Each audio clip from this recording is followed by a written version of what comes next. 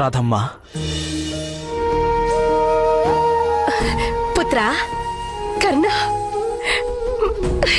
వచ్చావా? నేను నేటి రాత్రి ఇక్కడే ఉంటాను రాధమ్మా. నీ చేతి భోజనం రుచి నేను మరచిపోయాను. నీ చేత్తో తినిపిస్తావు కదూ? పుత్రా, నీవు ఎంతగా చలించిపోతున్నావెందుకు? ఏం జరిగింది పుత్రా? నాకు నాకు చెప్పు నాయనా.